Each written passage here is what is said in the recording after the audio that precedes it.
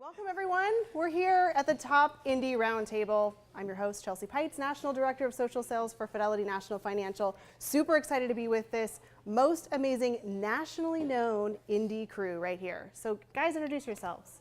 My name is Brian North. I'm the principal and founder of North & Co., a real estate brokerage located in Central Phoenix. Been in business for 4 years or so and growing every day.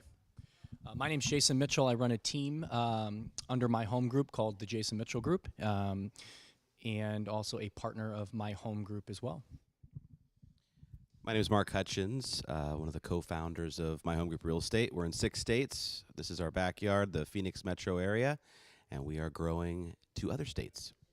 They've said it so well. Jeremy Clevin here, other co-founder of My Home Group. It's been said, so. All right, so I have heard that 2019 is the year of the independent broker. Let's talk about that concept and what really excites you about that idea. And do you agree? It used to be that you went to brokerages and you went to high-end brokerages or any brokerage for that matter because you had to gain access to listings. You had to gain access to what other people can access. And I think since the internet rolled out and now the internet has become the transparency for consumers out there, I mean, let's face it, most consumers find their own home. We've become facilitators now, right? And as that's happened, the value of the broker has diminished. And those that don't bring culture and those that don't bring the training and those that don't bring the ability to truly assist clients with accessing homes and getting homes and showing them properties, now that that's so accessible out there in the marketplace, that commission becomes, the commission splits now. When you look at it, you say, well, why am I going to pay this kind of split when this isn't what it used to be anymore? And so the independent broker model is now based around servicing the agent, bringing culture, bringing value, but at a level to where they don't have to worry about paying a 20% split just because you have some fancy name. It's ever less important to have that name because everything in real estate now is so transparent.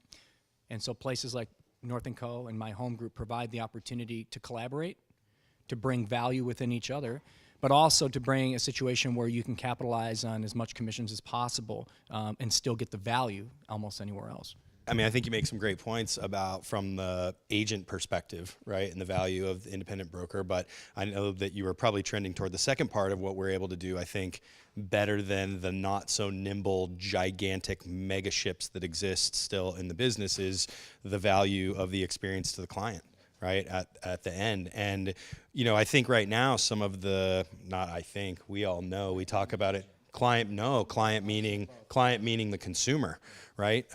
You started, as you were talking, I actually thought you were going down a bit of a different path, which was that the perception from the consumer is changing so much so with the commission split that they're going, gosh, I get access to all the information online. What are you guys going to do? What are we going to do different to provide a client service to the marketplace from an independent that's different than the big box that says, I still want to pay you handsomely for what you're going to do from a service perspective? And I think what's really exciting about 2019 and being an independent brokerage owner is our ability to access all of these different platforms of technology, right? And I think right now, it's funny, I think the technology coming conversation, like it's coming, is such an overused kind of fear-mongering type thing. Like, technology is here. I mean, whoever's listening to this video right now, most of them are probably like their phone's in their hand and they're like peeking out of one eye like this, and so is the client, the consumer on the other end as well. And we get to, based on our business philosophies as independent owners, go out and hand select the technologies that we want to use to deliver our agent client to deliver to our consumer client, which deliver a one-off kind of experience. It goes back to being nimble, right? Yeah. Like being able to do things your way. That's right. For the best interest of your agents and the client, right? Well, it's really what it does. I mean, we all know this right now. Hyper-local, artisan, bespoke, tailored, all of these are words that are really, really hot right now in consumer purchasing. And I think, why isn't it exactly the same way in what we're doing? And I think it's that way because it used to be you go with a brand to access the listing. And if now I can go to one online hub to access all of the listings, now what is Jason going to do different than Brian? Brian different than Mark, different than Jeremy? And that's where it gets really exciting because we can create our own customer experience. That's exactly what I was going to tap into, is that, we're all in the position of, our clients to a speed. Of course, we have to be concerned about the consumers, and ultimately that's what it's all about. But we're in the business to serve our clients, or our agents being the client, right? And being able to not just be nimble, but to be able to provide that unique experience, down to boots on the ground when you're an independent brokerage. There's, again, for lack of a better phrase, there's obviously so much red tape when you talk about some of these big box, brands, that they don't have the ability to kind of go outside the box, to provide a unique experience, to go, kind of deeper with those, relationships and, the basic things of how we operate, how agents are operating, how they're functioning. I think that is one of the things I'm most excited about, is truly creating an experience, a culture, an environment, an energy that you just can't do in a lot of the other bigger places. These companies that have been around a long time that run these huge corporate models, if you notice too, their agents, they don't even know each other. You go into an office and it's crickets. They go into their office, they close the door, they don't collaborate. And the difference between the boutique independent business owner is they create that environment to where everyone's benefiting from it, benefiting from knowledge, benefiting from knowing one another, developing relationships. I mean, that's why you want to come to work, right? You want to enjoy coming to work. And I've been at the big chains before, and I go to work, and I went to work by myself and my little team, not with the whole people involved in the environment. And there's such big separation, because culturally, there's people from all over the place that just they couldn't vibe if they wanted to. They're just too different. As an independent broker owner, we get the autonomy to choose and select who we want to bring on that's going to be part of our culture. Yeah, and the other unique part too, obviously, with 2019 being, the economists have been saying that if you loved or liked 2018, you're going to love 2019. So that's a nice piece for agents for their business. But the other piece with independent brokers that is not talked about a lot too is giving agents the freedom to be able to grow a brand in a business. We say we're in the business of building businesses, that we're a culture of collaboration. But on top of that is, we all know now, at least as owners, that the consumer works with the individual agent. A lot of the times it's like, yeah, I worked with Jason Mitchell, but I forget what company they're with. So the idea with us and with North & Co. is giving the agents the platform, the brokerage is providing, the company is providing, to go out and really build a viable business for themselves to be able to grow. And if they want to go and grow a team, they can then grow a team, and it's built around their name and their brand underneath the My Home Group or North & Co. umbrella, which that piece is very, very exciting for me, because I think we're going to see more agents flocking to companies like ours. They are going to be, because they realize they don't need the box, they don't need that brand. It's no secret that their market share is. Yeah, it's about them. It's a selfish approach in that aspect, to where it's always about a shield, or it's always about a logo, and not about the agent himself. Well, and it's no secret that their market share is shrinking compared to companies like ours. So that's the exciting part for me. Allowing the agents to truly run a business that is all their own, right? To have the ability for themselves to be nimble, and to again, to run a profitable, successful, nimble business, I think is more important than ever. As we go forward, it's more important than ever. Being more human than ever. Creating that relationship from the brokerage to the agent, and then the agent to the consumer. Again, those concepts are the same. I love listening to you guys. It's it's that thing where, to course correct, we keep using big box term, but kind of a traditional, long-standing brand culture, to course correct that to a give culture, which is what you're talking about. We get to, as an independent, you get to start from scratch. You kind of get to design and go, hey, what is the way that business is being conducted today that adds value? And for us, we get to create, I've said often, the brokerage model as it was a taker mentality. Big split to brokerage, right? Brokerage takes from agent. Agent then, if they have to give away their money, takes from brokerage, right? Which is, I'm not going to give you my best practices. I'm not going to share my best practices with you. If I do that, then I'm giving everything away. And what we've been able to do in our models is create a give mentality, where through independent, where it is, hey, we've got to have a profitable business. So there's enough of a give there that we can have a profitable business.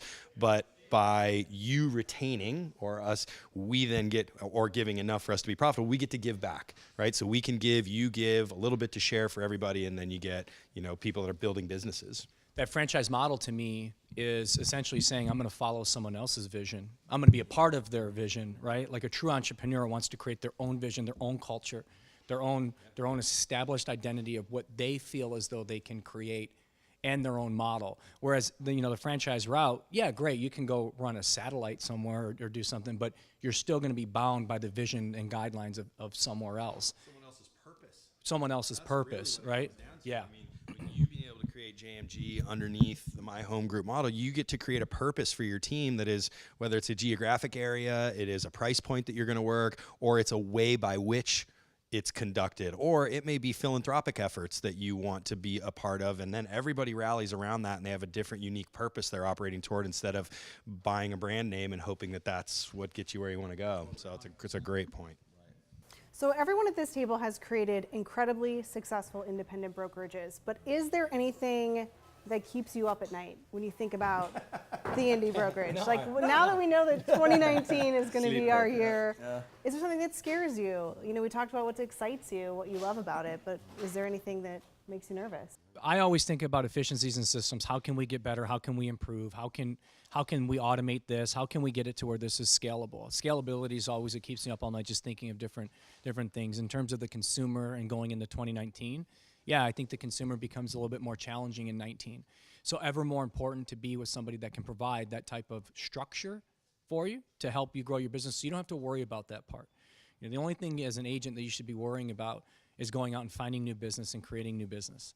If you have to worry about all the little things, then you just get bogged down. And so, to me, it's just constantly getting better and trying to make sure that wherever we are doing business, as My Home Group and as the Jason Mitchell Group, we do it the same way in every marketplace, from the same culture, and everybody's following, I don't want to say following the system, but following the path of our success, because we have a proven model of success and someone that's proud to be a part of that success too. But you can't do it haphazardly, and you can't run systems efficiently if everyone else is doing something different. We have to operate in the same facet so we can control it. The only thing for me, that keeps me up at night is how can we grow and how can we get better? I don't think that there's anything in the marketplace to be concerned about in terms of something that we should be, really, overly concerned with. It's going to change the course of our business. Like Mark said, if you like 2018 from an overall economic standpoint, from all the indicators, from the things that we're looking at, I know things change and vary as we go around the country, but all signs are pointing to it's going to be another strong year. So. I think the way that we continue to reach the consumer is going to change and adapt. Deals are still being done. It's just different who's putting their name on the contract. Reaching those folks, I think it has to continue to evolve. But in an effort to just continually get better, I think this is really our main focus. I think we have in this business or in this industry the shiny object syndrome. Period. It's about what's going to come in, what's going to disrupt us. We want to get back to basics. It's good old fashioned face-to-face, belly-to-belly relationships. Core relationships, creating an experience for those people that's above and beyond what else is going on around us. And that's all I got on that. Well said. I mean, the word nervous, I don't know about like nervous, but what Jeremy and Jason were saying, it's getting better. I think that's like anything else. The one thing I would think that, is that keeps me up, or at least keeps my mind moving and preoccupied, is it's not fast enough. We want to go and be there, but in good time, obviously, and we're seeing more of that now, to where with the teams that we're bringing on, the individual agents that are coming on, and the interests from other marketplaces in other states. So it's like Jason said, the executing properly, like Jeremy said, being able to deliver that for our agents, been able to get there, but do it successfully. And I think that we've done a great job so far. All of us have, but that nervous feeling, I guess the only nervous piece would just be that when we get there, we just want to execute with precision. But it's great, though, with the interest that we've had from other marketplaces, which basically is, a good sign of an indicator, since we're in the #1 hotspot in Phoenix, in the Arizona state for real estate. I mean, it's the this is probably the hardest place to and most competitive place to do business. So when we have other big marketplaces reaching out, wondering what we're doing and how that model will work for them, that's cool, and we're excited to see that happen. One of the beneficial parts or benefits of being an independent broker is not just that ability to be nimble, but the ability to put deals together, right? I think that agents, as we've said for a long time, need to be operating like business owners. They need to be the CEO of their own business, period. So what do CEOs do? They put deals together. They negotiate, corporate relationships. They don't interview for listings, things like that, right? They go in and they have it, right? Because they're the CEO. And I think that we have the ability to navigate, to be creative in terms of putting deals together when you talk about, vendor partners and other relationships and other ancillary businesses that surround this business. Like being able to pick and choose who you want to be partners with, right? Sure. I mean, that's a big deal. Right. And to touch on that, what Brian said earlier about it's market to market. But about the agent too, going in and not having the interview, that has to do with the fact that the agent gets put on a pedestal, not the company itself, right? Because most consumers know you're not necessarily hiring the company, you're hiring the agent. And so if that agent has made a voice and if the agent has made an impression on the marketplace, because most people know who's doing a lot of business. And if that's sheltered by a logo, that's a broker logo, rather than the person itself, that makes it more challenging, right? So to go in and be able to put your agents, as you say, in big, bright, shiny lights constantly, that creates more value to the agent and because the consumer can see that. Keeps me up at night. A lot. And, it's just it's the nature of the beast to be an entrepreneur, right? I mean, there's always something. For me, I think industry-wise, the thing that has me thinking the most, right? It's not keep me up at night, but it's the thing I think about the most is as we have given away the stock as an agent through syndicated websites, IDX websites, it's changing the value perception from consumer to agent, right? So as they can find the stock now without us, they think the value of an agent was you helped me find a house. So many of the consumers do. And if that's where they saw the value, but they can find the house without us, then they say, why should I pay you what I should pay you? So the thing that keeps me up isn't necessarily that we're gonna make less. It really isn't. It's how can we deliver, what is that like niche value, that thing? And by the way, like Uber is still a cab company, right? They just changed it a little bit. That was a big way that changed the entire industry forever. I don't think it's going to be we fly everyone around in rocket ships, and that's what's going to get us our full pay that we are used to having been paid. There's going to be some little shift that I spend a lot of time thinking about that reestablishes the value relationship between the client, the changing value relationship. It's not gone. We know that. We're working well. Deals are being done. You're growing faster and better than ever. We're growing faster and better than ever. So it's happening, but it is something to me that's a 1 to 3 year moving target right now that I think we've got to have our eye on, which is how do we continue to deliver a unique, different value that the consumer's been they don't know what they're asking for. They just know that if they can find the homes without us, they might not need us anymore. And so that's something that I've really it's not, again, not keeping me up, but it's something that I've really got my attention on. You just mentioned shift, and that's a really big word that a lot of people, it's floating around in our industry all the time, disruption, shift, all of that. Talk to me in terms of, is there a difference? Is there a shift specifically with technology in this space? I mean, are you finding that you're using technology in a different way? Is that something that's attracting the people to you?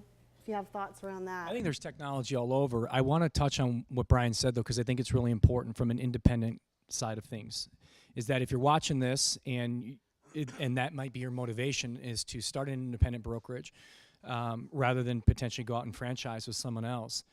Where agents and independent business owners need to focus are servicing clients. And I don't mean servicing one particular consumer. I mean servicing clients, which we call channel accounts, going out and finding ways to bring business in the door at a large scale. Because the consumer is going to get more challenging from compressed commissions to instant offers and things like that. But if you are a servicer of relationships, then you allow yourself to then grow and scale quickly. But if you're working for, a franchise or a big box, you may be restricted because of that particular organization. going back to being nimble and being back to, it's about, I like Brian North. I'm going to send Brian North's company a lot of business because I like him and I know he can manage it at a high level. Whereas if Brian North was somebody else, even if they wanted to, maybe they would be restricted in that sense, right? Because servicing is hands down, if you're not looking for a way to service rather than worrying about going to an open house and getting one client, then you're going to continue to just do onesie, twosie deals all the time. You have to think out of the box to grow your business. And that especially is true for the independent broker model, bringing value to your agents. And that's how you can bring a lot of value. Huge component as a segue back to your question about technology. It's about service. I mean, technology's here. It's only just going to get better. It's going to be better technologies. Quicker, faster to access, less expensive, those types of things, which are all advantages for us. Ultimately, I think that the use of technology is going to get back to allowing it to best serve our client. It's going to be, how can we use the technologies to get more time to service client? Things like lead generation, like there's so much, I mean, you can get a lead for 10 cents anywhere. I mean, you can't, but you get my point. I mean, someone will sell you a lead, a name and a phone number for 10 cents, right? So lead generation, things like that, like it's 10 years old now. Now it's just calendaring and time management and communication hubs and things like that that are really about service. If people aren't fixated right now on utilizing technologies to better serve, and they're fixated on using technologies to get, if that makes sense, I think that's a misdirection of use of technology right now. You know, I think that I know that we're in a marketplace, fifth largest marketplace in the country, with thousands of brokerages. I don't know the exact number, maybe. It's a little over 1,400. Total brokerages. Okay. Which is ridiculous. Yeah. So that's clipped down. There's 70,000. And I would say that the majority of the brokerages out there don't know the resources that they even have at their fingertips. And so I think that kind of the general concept and maybe what we're trying to do here is, not just promote that indie brokerage, but, speak to the vendors out there and provide them an opportunity that, look, the potential to go from here to here lies within that indie broker that might not have any technology. We're all used to, hey, we all want to be cutting edge and we're all at a pretty good size and, where we can go out and have, thankfully and humbly be able to acquire or partner, with a lot of these technologies. But you have a lot of folks in this marketplace in particular, and as you go around the country, that don't have much technology, period. And I'm talking about basic things like transaction management systems and things of that nature. So I think that, again, the most opportunity to go from here lies within that indie broker. I don't think it's the technology that takes away. I think it's a technology that allows us to be more human. If we have some technology, and there's a lot coming, and it's here, obviously, not to go back on the coming, it's here, right? But the technology that's here that we can actually use now is what allows us to be in front of the client more. So like a transaction management system, a CRM, things of that nature that allow us to actually get belly to belly more. I think that's the technology that is the best. If you can utilize that and find the best for your brokerage or for the individual agent or for their team, that is what we should all be looking at and striving to create or make better for our agents, in turn better for the clients, is that customer relation, that agent to consumer relationship. That to me is going to be the most important thing when we talk about adding more value. Why should I pay you?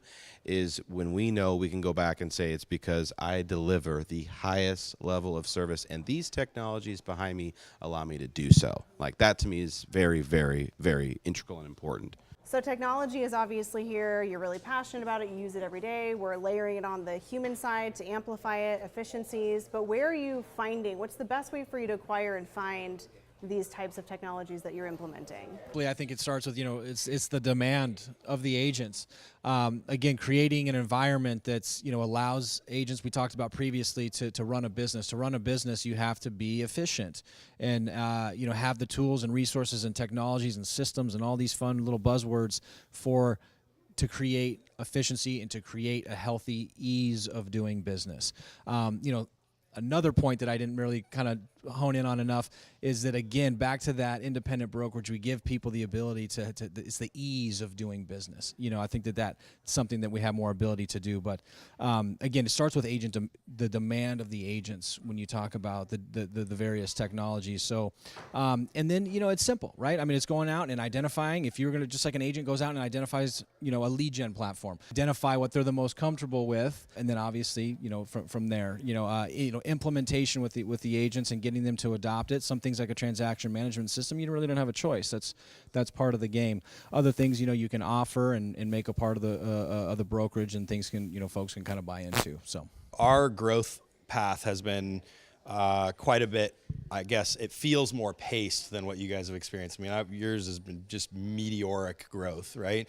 And for us, our pace growth, we haven't had as much revenue, right, to work with. And so for us, we've had to rely. But it's a little different model too. For sure. But our thing is we've had to rely on outside opportunities to be able to, find technologies to be able to go. We can't go build. We don't have the resources to be able to go build a technology, right? Correct. Right. And we've kind of made the conscious choice, like, in a way, we say, why would we, right? If we can go to our title and lending partners who have, Fidelity National Financial spend what? Are they somewhere $1 billion, $800 million on technologies to service us, their independent brokerage or agent, and some of the best that exist out there right now. So to be able to go and access some of those technologies and implement them into the business. And as an independent brokerage owner who operates at a high level with those partners, we also get reach and access to some of the higher ups at those technology platforms to say, hey, this technology is a great technology, but hey, down on the ground level, if it could do this and this, we would be even better. And then go, hey, we got you. Let's go see if we can get this up the flagpole and let you know what the response time is going to be on this. You're like, wow, I have reach as an independent brokerage owner to take a technology platform and make a little tweak on it that's going to better access the community of agents. It's pretty cool. So that for us has been, we would be dead in the water technology-wise. You talked about a lot of brokerages not having technology. If it wasn't our partners, we wouldn't have them. Yep. One thing that's been great with our partners, with Fidelity, is that, like SkySlope, for example, the transaction management system now that is, to me, the biggest and baddest, and it's across the country, and the owner, Tyler, who created it, he was a team. He was an agent, so he's very agent-centric, so he listened to agents like us as a soundboard, just like when FNTG came into get SkySlope or purchase SkySlope. There was a conversation they had with Jeremy and I as to what would work best, tell us the benefits of the system and how it works for your agents. And the truth of the matter is, it's not only just that, it's for the broker management piece too, which allows us then to provide a better level of service to our agents so they can submit a transaction to the system. It can close with ease, the file upload, the approval process, down to sitting there and clicking and approving individual docs.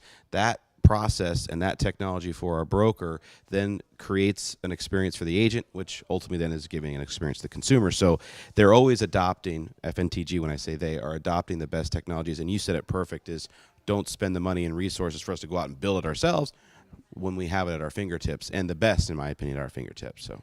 All right, so we've talked about your excitement for next year, what you're focused on, what you're thinking about, technology. Let's talk about a little bit of marketing, a little bit of social media, since that's obviously here as well, and it's pervasive in everything that we do, and the consumer is there. So what's one or two things that you're really focused on for 2019 that's in that social media marketing arena?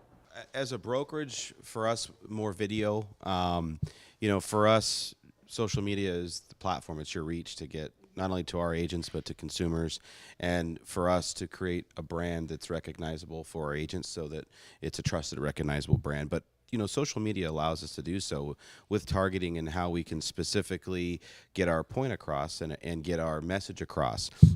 Even though now it's more geared towards the agent, though we have some consumer ads going, but the agent piece and getting more video, the bobbling head out there so that they can see who we are, and they be, you create a connection with somebody when you see them on video all the time. And it's one of the harder things to do. I think our agents struggle with it. Myself struggle with doing it. But as a company now, as an organization, the videos we're putting out there is going to showcase our culture, everything that we're doing in every marketplace. When we open a new office, there's going to be video campaigns around that. So I think, though, as an individual agent for their business, that should be a focus too, is video, video, video, and getting it to their consumers so they can see them, feel them, trust them. And again, when you walk into that appointment or see them again, it's like they've didn't skip a beat. I see you all the time. You know, it just creates, I think, a deeper level of a relationship by utilizing the video on social media. That's where I see us. You know, and video does just that. It's more human than ever. And you know, we've probably heard before that the human mind cannot discern, you know, the difference between a walking, talking head on a movie screen or on your phone, right? So you create yourself into that natural celebrity.